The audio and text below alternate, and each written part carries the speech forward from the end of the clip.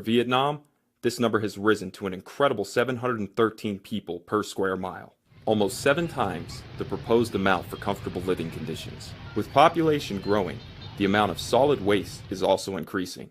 This overwhelming amount of litter is becoming a threat to the natural attractions Vietnam has to offer, and is quickly deteriorating the environment that so many tourists are drawn to.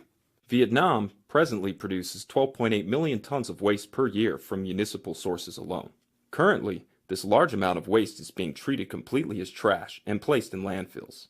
There is no unified or standardized system of waste collection in Vietnam. The collection, treatment, and disposal is contracted by the local People's Committee and mainly carried out by public urban environment companies, Urenco for short. Urenco is responsible for handling municipal garbage, including domestic, institutional, and in most cases, industrial and healthcare waste. Although there have been significant improvements by Urenco in handling waste, most of the municipal waste in Vietnam is not safely disposed, with the dominant form of disposal remaining as open dumping. There is a great deal of disparity in the cities where trash hauling services reach as low as 45%. This lack of disposal assistance has resulted in self-disposing methods of waste into nearby rivers, lakes, and home sites, in addition to burning or burying garbage. Unsanitary living conditions continue to escalate as pollution becomes more difficult to contain. The surprising fact is that 2.1 million tons of this waste has the potential to be recycled. One example is plastic. If plastic is recycled effectively, Vietnam can save nearly $1 billion per year, which would cut the need for imports.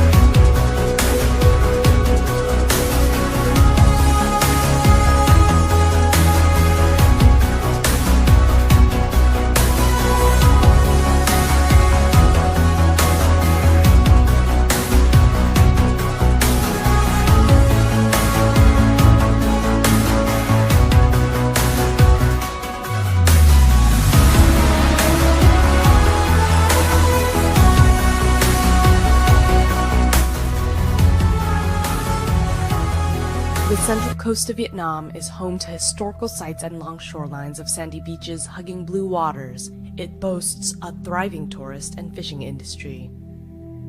But this scenery has changed. Beginning early April 2016, local farmers in Ha Tinh, a province north of Hue, found their fish killed and dead fish washed ashore. Residents reported tons of dead marine life appearing on the beaches of several other provinces in Vietnam. The environmental damage is severe. Locals who depend on the sea currently cannot fish for food or sell seafood to make a living. Speculation was rampant. Scientists said only chemical pollution could cause such a massive amount of fish kills in a short amount of time. Tests performed by environmental experts showed that the water contained pollutants, heavy metals, cyanide, and ammonia, all hazardous chemicals that are deadly in high concentration. Local fishermen reported that the pollution originated from a pipeline running from the Formosa Ha Tinh Steel Corporation into the sea. Divers noticed a powerful discharge of dark yellow wastewater from the underwater pipeline. The Vietnamese authorities gave no response for 3 months. Finally, on June 30th, government officials announced what citizens already knew. Formosa Steel Plant is the culprit, and toxic chemicals from the company led to the fish deaths. This environmental catastrophe has sparked national outrage, and Vietnamese citizens have not waited in silence. Citizens throughout the country are demanding greater transparency from the Hanoi government and for Formosa to take full responsibility for the cleanup. Although Formosa admitted guilt and offered $500 million in compensation months after the fish deaths, many Vietnamese continue to express their outrage. Many are concerned that the money offered will not repair the economic and environmental damage along the coast of Vietnam. All things considered, the settlement does not appear enough to meet Formosa's obligations. To contain toxic waste, clean up the environment, compensate local fishermen, help affected people find new jobs, resolve medical claims, and address other costs related to the disaster.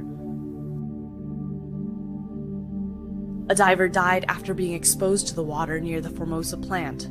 Other divers became ill, experienced chest pains, dizziness, and changes in skin tone. Local health clinics were reportedly prevented from discussing the health status of the affected divers. Cái tiền lương thất nghiệp của chúng tôi không có này, tiền hỗ trợ của chúng tôi không có này. Chúng tôi bây giờ chúng tôi đau ốm mệt mỏi, chúng tôi phải tự đi mua thuốc uống này, công ty Formosa cũng không cấp một cái gì cho chúng tôi hết. Government officials have not contacted many of the divers and affected fishermen. Many are unaware that Formosa has a compensation plan. For the past few months, these divers and fishermen have undergone severe economic hardship and incurred significant medical expenses. Formosa Ha Tinh executives must live up to their word and ensure that the demands of local fishermen are met.